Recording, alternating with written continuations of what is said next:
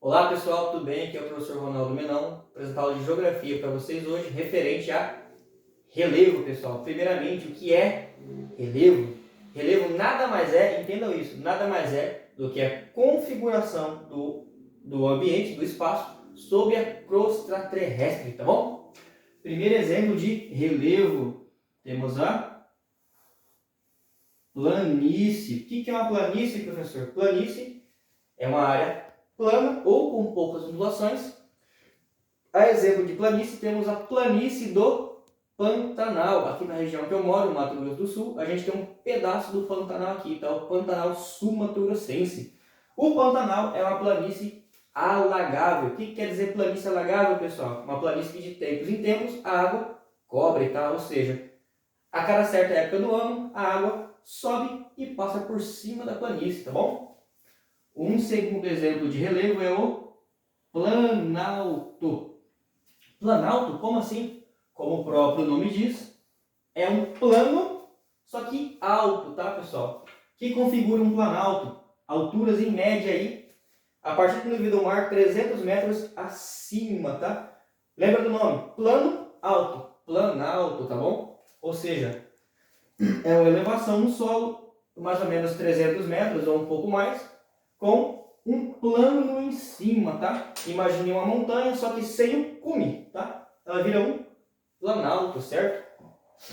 Temos exemplos de planalto no Brasil: Planalto Central, Planalto das Guianas, Planalto Meridional e Planalto do Atlântico, tá? São exemplos de planalto aqui no Brasil, tá? Professor, o senhor falou nível do mar. O que é nível do mar? Beleza?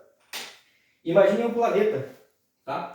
Redondinho aqui, esférico, né? O planeta de verdade não é tão esférico, ele é um pouco mais elíptico, tá? O planeta em si, ele não é uniforme, então as suas águas não são distribuídas na mesma altura, tá? Imagina que pegaram o oceano todo, todos os oceanos fizeram uma média de altura, e a partir dessa média deram o ponto zero como nível do mar. Imagine aqui, ó, como ponto zero, nível do mar, tá? Essa linha traçada marca o nível do mar. Para que eu falei sobre isso, pessoal? Para o próximo exemplo, que é uma depressão absoluta, é mais um tipo de relevo, tá? Para baixo, tá? O que configura uma depressão absoluta, pessoal? O fato de ser uma depressão para baixo, tá? Que supera o nível do mar. Um exemplo, que é com água também, tá? Não é porque a gente chama de nível do mar, quer dizer que é referente ao mar, mas são os oceanos, tá? O Mar Morto, ele está a mais ou menos 400 metros abaixo do nível do mar. Assim como o Mar Cáspio também está 320 metros relativamente abaixo do nível do mar. Eles são depressões absolutas. São depressões que superam o nível do mar. Tudo bem? Outro exemplo de relevo são as montanhas, tá? Um exemplo clássico de montanha aqui na nossa região, na América do Sul, são a Cordilheira dos Andes, tá? O que é uma cordilheira, professor? Cordilheira nada mais é do que o conjunto de montanhas. Professor, mas o que diferencia um planalto de uma montanha? É simples. A montanha tem cume, ela tem um pico. O planalto não tem, tá? Seguindo aqui, mais um tipo de relevo. Outra depressão. Como assim depressão? Essa é a depressão relativa, porque ela está relacionada à elevação de terra que está a seu lado. Ela não supera a profundidade do nível do mar, tá? Ela não passa o nível do mar, ou seja, a depressão relativa está relacionada à elevação de terra que está a seu lado, certo? Então vamos lá, relembrar. Primeira coisa, temos planície.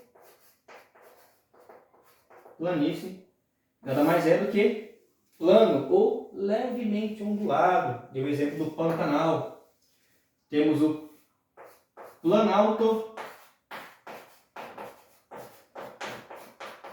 que é um plano alto, tá? Inclusive, meus alunos já disseram que eu tenho cabeça de planalto, tá? Que a minha cabeça é meio chata. O que isso quer dizer, pessoal?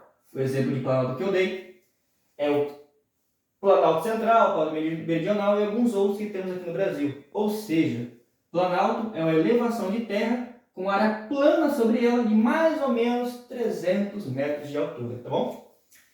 Temos a depressão absoluta. É aquela que supera o nível do mar, tá bom? O exemplo que eu dei aqui foi o Mar Cáspio e o Mar Morto, tá bom? E temos também a montanha.